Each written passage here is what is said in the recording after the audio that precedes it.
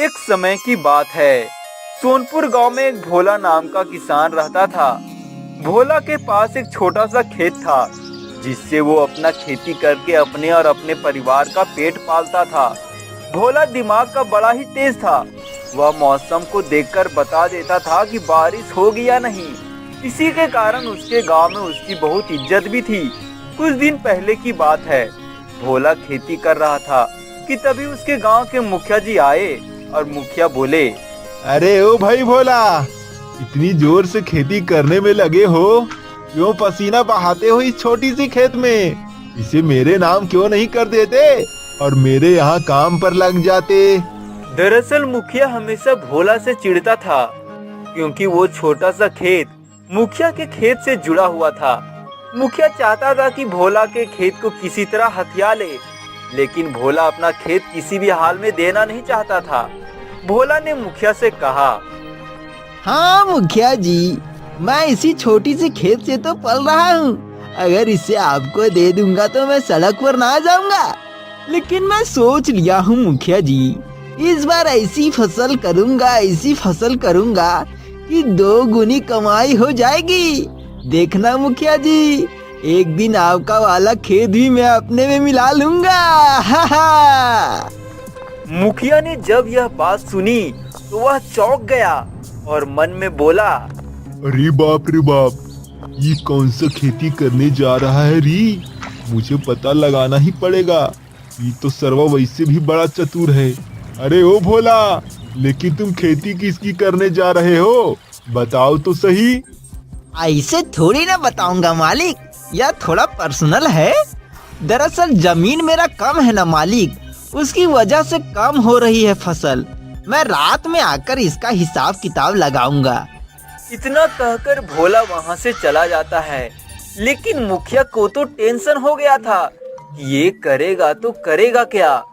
थोड़ी देर बाद रात हो जाती है और भोला फौरा लेकर अपने खेत की तरफ निकला ही था कि उसकी पत्नी मिस्ती ने टोक दिया। अरे रात में फौरा लेकर कहाँ जा रहे हो? अरे भगवान, शांत हो जाओ। अपने पास कम खेत की वजह से फसल नहीं हो पाती है ना। अब मैं एक ऐसा उपाय निकाला हूँ, इस बार इतना अनाज पैदा करूँगा कि साल भर भी खत्म नहीं होगा। भोला की यह बातें मुखिया खिड़की तरफ से सुनता है। मुखिया के तो पसीने छूट रहे थे कि आखिर कौन सा खेती करने वाला है भोला। वो भोला के पीछे पीछे उसकी खेत तक चला गया और एक पेड़ के पीछे जाकर छुपकर देखने लगा। कहाँ से शुरू करूं? कैसे करूं? यह मुखिया का खेत थोड़ा आड़ जा रहा है। अगर मेरी खेत की फसल ज्यादा हो गई और मुखिया के खेत में पहुंच गई, फिर तो उसको बिना मेहनत किए मेरी फसल मिल जाएगी। एक काम करता हूँ, कल मुखिया जी को बोलता हूँ, आप अपने खेत में एक दीवार बना ले ताकि मैं अपने खेत में फसल अच्छे से कर सकूं। मुखिया ने यह बात सुनी तो बोला, अच्छा भाई, तो ये बात है। तभी तो बोल रहा था कि मेरा खेत भी ले लेगा। अब देखना, खेती तो तू अपने खेत में ही करेगा, लेकिन फसल तो काटूंगा मैं ही। यह कहकर मुखिया वहां से चला गया। भोला भी कुछ देर बाद वहां से चला जाता है और अगली सुबह जब भोला मुखिया जी से मिलता है तो उनसे कहता है, मुखिया जी, आपसे एक बात करनी थी। हाँ, लेकिन कोई भी बात करो, मैं अपने खेत में दीवार खड़ा नहीं करूँगा। ठीक है, बात खत्म। लेकिन मालिक, ऐसा कब कहा मैंने? हाँ, पता है तुम यही कहते, क्योंकि खेत जो कम है तुम्हारे पास है। यह कहकर मुखिया हंसता हुआ वहां से चला गया और मुखिया रात में अपने खेत पर फावड़ा लेकर पहुंचा और बोला, अब देखना मेरा कमाल। मैं अपने खेत को काट के आगे बढ़ा दूंगा ताकि इस भोला को पता भी ना लगे और वो मेरे खेत में खेती भी कर देगा और मुझे इसका लाभ भी मिल जाएगा। अपने खेत को आगे बढ़ा दिया। अगली सुबह भोला और भोला के घर वाली खेत पर आई तो उसने कहा, अरे सुनिए जी, आज आपका खेत कुछ बड़ा नहीं लग रहा।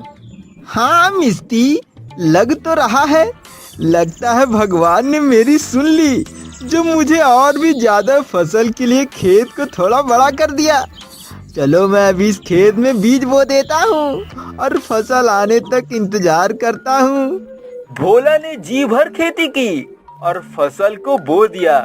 महीने निकल गए और एक दिन फसल पककर तैयार भी हो गई। पूरा खेत धान से भर गया और जब काटने की बारी आई तो मुखिया ने कहा, अरे रुको भाई भोला, इतनी जल्दी क्या है? जिस खेत में तुमने फसल उगाई है, दरअसल वो जगह मेरी है। क्या बात कर रहे हो मालिक? मैंने तो आपसे जगह मांगी नहीं थी, तो आपने बढ़ा क्यों दी? वो सब मुझे नहीं पता, इसलिए तो मैं बड़े हुए जगह का मालिक हूँ। मैंने ही खेत को आगे बढ़ा दिया था ताकि तुम्हारे खेत की जड़ें मेरे खेत में आ जाए और मुझे भी इसका लाभ मिल सके। अच्छा, तो ये बात है।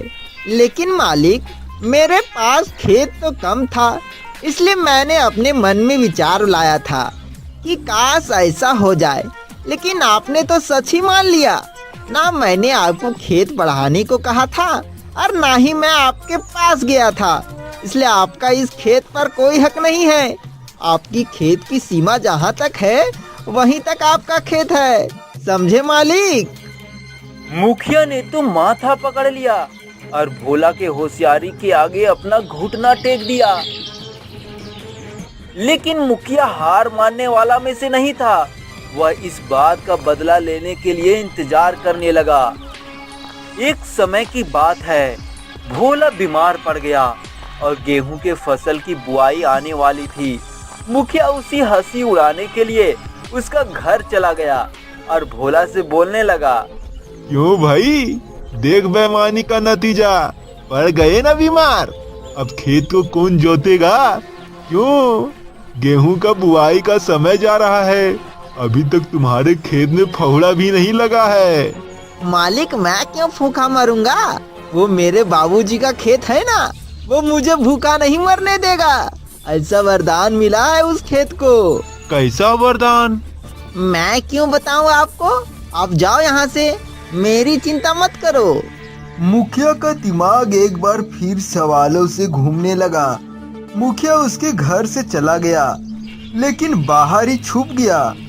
और जब रात हुई तो भोला के पत्नी ने भोला से पूछा, सुनो जी, बाबूजी ऐसा कौन सा वरदान दे के गए थे जो एक खेत हमें भूखा नहीं मरने देगा?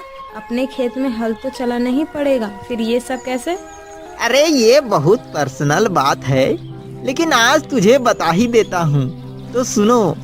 अपने बाबूजी ने खेत में कहीं सोने का मटका गाड़ दिया है, जिसे हमें खोद कर निकाल लेना है। इसलिए तो मैं इस बार खेत को नहीं जोता हूँ। क्या करना है, जब इतना सोना मिल ही जाएगा तो। अच्छा, तो ये बात है। मैं तुझे इस बार भूखा ही मार दूंगा। मैं जाकर तरीके से सोने का मटका निकाल लेता हूँ और तुझे पता भी नहीं लगेगा। अब क्या था, मुखिया अपने फहुड़ा लेकर रात में पहुंच गया भोला के खेत पर। अब पूरे खेत को फहुड़ा से खोद डाला, लेकिन कोई भी मटका नहीं मिला। जब रात बीती और सुबह हुई, मुखिया गुस्से में गया और भोला से बोला, क्यों रे भोला, कहाँ है तेरे खेत में सोने का मटका? तूने तो कहा था मेरे खेत में सोने का मटका है, लेकिन मुझे तो मिला ही नहीं। कहीं नहीं मिला? ऐसे कैसे हो सकता है? आपने उत्तर और दक्षिण की दिशा में नहीं देखा होगा। मैं जाकर देखता हूँ। जाते कहाँ हो? हमने पूरा पश्चिम उत्तर दक्षिण दाएं बाएं चारों तरफ खोद डाला, लेकिन कहीं मिला ही नहीं। सब जगह खोद डाला? अरे ओ भगवान, सुनती हो? वो बीज लेकर आना तो। मुखिया जी ने अपने खेत को पूरा खोद डाला है। अब मुझे हल चलाने की कोई जरूरत ही नहीं है। किसी ने सही कहा है कि भगवान गरीबों के ही सुनते हैं। इसका मतलब तूने झूठ कहा था, वहाँ कोई सोना नहीं है। मालिक, सोना होता तो मैं कब का निकाल कर जमींदार नहीं बन जाता। वह तो मैं अपनी पत्नी का दिल बहलाने के लिए कहा था। लेकिन मेरे एक बात समझ में नहीं आ रही है, ये बात आपको किसने बताई? अरे भाई, मुझे कौन बताएगा? मैं थोड़ी ना तुम्हारे घर पर घूमता रहता हूँ जो मुझे पता चल जाएगा। वो तो मुझे सपना आया था इसलिए। अच्छा ये बात है। बेचारा मुखिया मुंह लटकाकर चला गया। इस तरह भोला अपनी खेत को बड़ा भी कर लिया और अपनी बुद्धिमानी से